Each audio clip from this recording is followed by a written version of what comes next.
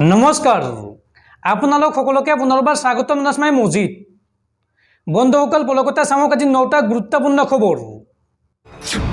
প্ৰথমটো খবৰ, আজি গুৱাহাটীৰ বৰ্ষাপাৰা ষ্টেডিয়ামত অনুষ্ঠিত হ'ব IPLৰ মেচ আৰু আজি সমুখ সমৰত নামিব ৰাজস্থান ৰয়েলছ আৰু KKR অৰ্থাৎ কলকাতা নাইট ৰাইডাৰ্ছ।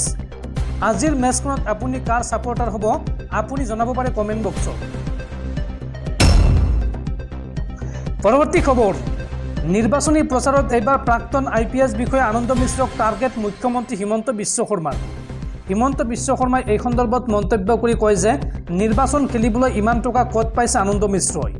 বিজেপিৰ ভোট কাটিবলৈ আনন্দ মিশ্ৰক ব্যৱহাৰ কৰা হৈছে বুলি অভিযোগ উত্থাপন মুখ্যমন্ত্ৰীগৰাকীৰ। নিৰ্বাচনী প্ৰচাৰত এইবাৰ প্ৰাক্তন IPS বিষয়া আনন্দ মিশ্ৰক টাৰ্গেট মুখ্যমন্ত্ৰী হিমন্ত বিশ্ব শৰ্মাৰ।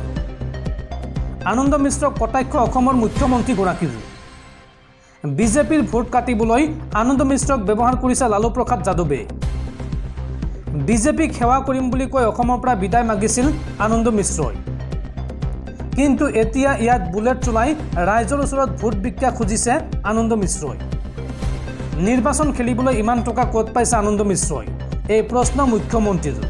মুখ্যমন্ত্ৰীগৰাকীয়ে লগতে কয় যে কংগ্ৰেছ আৰু লালু প্ৰসাদ যাদৱে চুপাৰি দিছে আনন্দ মিশ্ৰক।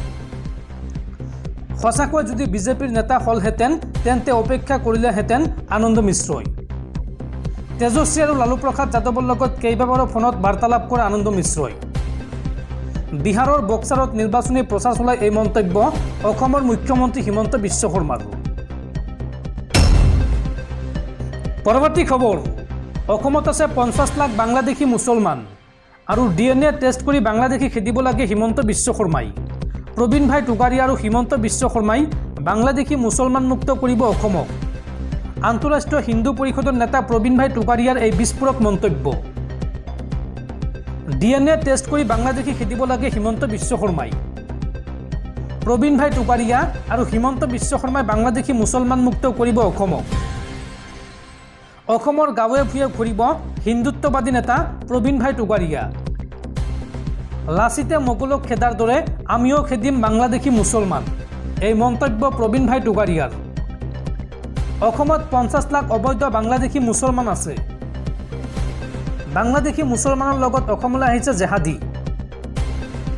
আন্তঃৰাষ্ট্ৰীয় হিন্দু পৰিষদৰ নেতা প্ৰবীণ ভাই টোকাৰিয়াৰ এই বিস্ফোৰক মন্তব্য। বন্ধুসকল, তাৰপিছত 4 নম্বৰ খবৰটো জনোৱাৰ আগতে আপোনালৈ এটা সৰু ৰিকুৱেষ্ট, যদি তেওঁলোকে এইটো ভিডিঅ'ত লাইক কৰা নাই তেন্তে প্লিজ এটা লাইক কৰি দিয়ক আৰু এনেকুৱা ধৰণৰ নতুন নতুন ভিডিঅ' পাবলৈ চেনেলটো ছাবস্ক্ৰাইব কৰি কাষত থকা বেল আইকনটো প্ৰেছ কৰি ৰাখক।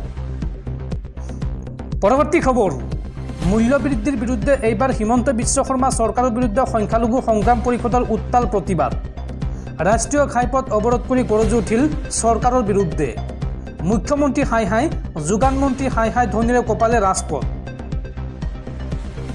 হিমন্ত বিশ্ব শৰ্মা চৰকাৰৰ বিৰুদ্ধে এইবাৰ সংখ্যালঘু সংগ্ৰাম পৰিষদৰ উত্তাল প্ৰতিবাদ। ৰাষ্ট্ৰীয় ঘাইপথ অৱৰোধ কৰি গৰজি উঠিল চৰকাৰৰ বিৰুদ্ধে। মুখ্যমন্ত্ৰী যোগান মন্ত্ৰী হাই হাই ধ্বনিৰে কঁপালে ৰাজপথ। খাদ্য সামগ্ৰীৰ আকাশলংঘী মূল্য বৃদ্ধিক লৈ দলগাঁৱত উত্তাল প্ৰতিবাদ। দলগাঁৱত প্ৰতিবাদকাৰীয়ে অৱৰোধ কৰিলে 15 নং ৰাষ্ট্ৰীয় ঘাইপথ। ৰাজ্যৰ বজাৰত অভাৱনীয় হাৰত বৃদ্ধি পাইছে অত্যাৱশ্যকীয় সামগ্ৰীৰ দাম আৰু এই ক্ষেত্ৰত চৰকাৰক ব্যৱস্থা গ্ৰহণ কৰাৰ দাবীৰে উত্তাল প্ৰতিবাদ। অন্যথা মুখ্যমন্ত্ৰীৰ গৃহ সমষ্টিত তীব্ৰ প্ৰতিবাদৰ হুংকাৰ সংখ্যালঘু সংগ্ৰাম পৰিষদৰ। পৰৱৰ্তী খবৰ, বিজেপিৰ বিৰুদ্ধে পুনৰ ক্ষুব্ধ হৈ পৰিছে দিল্লীৰ মুখ্যমন্ত্ৰী তথা আম আদমি পাৰ্টিৰ মুৰব্বী অৰবিন্দ কেজৰিৱাল। আজি 12 বজাত বিজেপিৰ মুখ্য কাৰ্যালয়লৈ যাব আপৰ সকলো নেতা। এজন এজনকৈ গ্ৰেপ্তাৰ কৰাতকৈ সকলোকে একেলগে গ্ৰেপ্তাৰ কৰাৰ আহ্বান দিল্লীৰ মুখ্যমন্ত্ৰী অৰবিন্দ কেজৰিৱালৰ। সেয়েহে আজি বিজেপিৰ মুখ্য কাৰ্যালয়লৈ যাব আপৰ সকলো নেতা, যাতে সকলোকে একেলগে গ্ৰেপ্তাৰ কৰে বিজেপিয়ে। সংবাদমেল পাতি এই কথা জনায় দিল্লীৰ মুখ্যমন্ত্ৰী অৰবিন্দ কেজৰিৱালে। পৰৱৰ্তী খবৰ, মছজিদ মাদ্ৰাছাক লৈ পুনৰ বিস্ফোৰক মন্তব্য মুখ্যমন্ত্ৰী হিমন্ত বিশ্ব শৰ্মাৰ।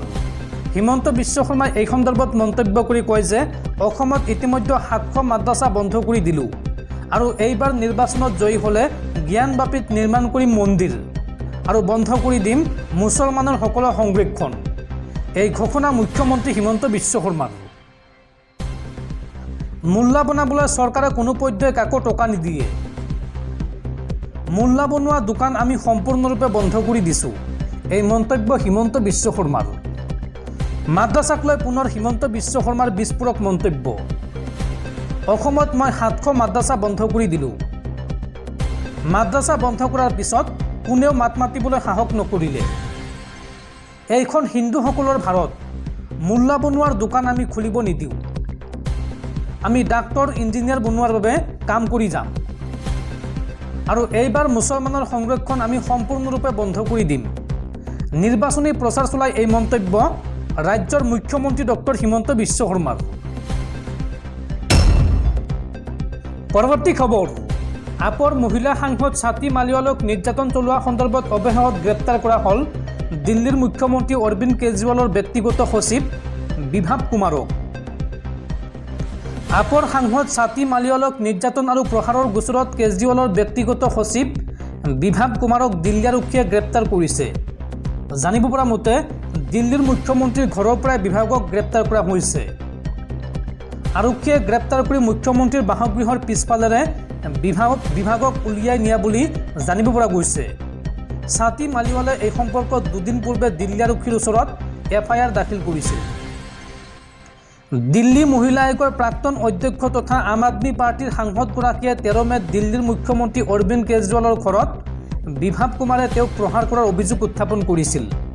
অভিযোগ অনুসৰি বিভাৱে তেওঁক 7-8টা চৰ সোধোৱাৰ লগতে মালিৱালৰ বুকু আৰু পেটত গোৰ মাৰিছিল। ছাতিয়ে বাৰে বাৰে কাটৰ অনুৰোধৰ পিছতো বিভাৱে প্ৰহাৰ কৰিবলৈ এৰা নাছিল। আৰু ইতিমধ্যে দিল্লী আৰক্ষীয়ে অৰবিন্দ কেজৰিৱালৰ ঘৰৰ CCTV ফুটেজ সংগ্ৰহ কৰিছে। CCTVত বন্দী হৈছে ছাতিক প্ৰহাৰ কৰাৰ দৃশ্য। আনহাতে বিভাৱ কুমাৰেও স্বাতী মালিৱালৰ বিৰুদ্ধে এজাহাৰ দাখিল কৰিছে। বিভাৱৰ অভিযোগ অনুসৰি স্বাতী মালিৱালে অনুমতি অবিহনে অৰবিন্দ কেজৰিৱালৰ ঘৰত বলপূৰ্বকভাৱে প্ৰৱেশ কৰিছিল। পৰৱৰ্তী খবৰ, ৰাজ্যৰ ক্ৰীড়াপ্ৰেমীলৈ ভাল খবৰ। ৰাষ্ট্ৰীয় ক্ৰিকেট একাডেমী চমুকৈ NCR উচ্চ প্ৰদৰ্শন নিৰীক্ষণ কাৰ্যসূচীৰ বাবে নিৰ্বাচিত হৈছে অসম সন্তান ৰিয়ান পৰাগ আৰু লগতে 2024-25 বৰ্ষৰ ঘৰুৱা ক্ৰিকেট ছিজনৰ বাবেও বাছনি কৰা হৈছে অসম সন্তান ৰিয়ান পৰাগক।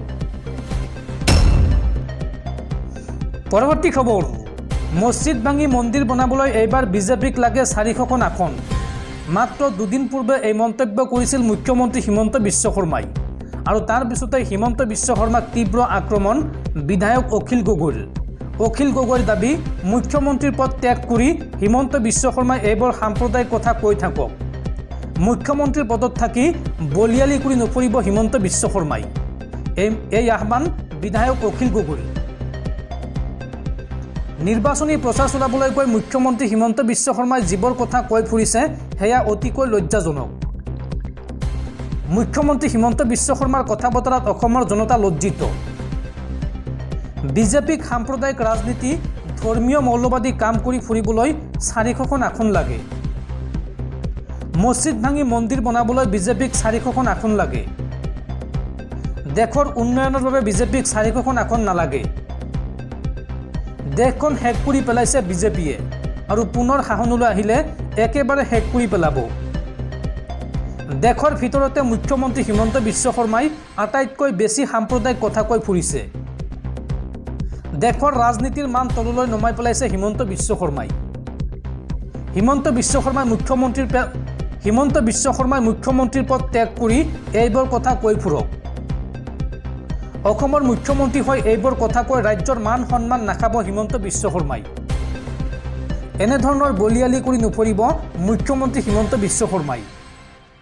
হিমন্ত বিশ্ব শৰ্মাক এই আহ্বান বিধায়ক অখিল গগৈৰ।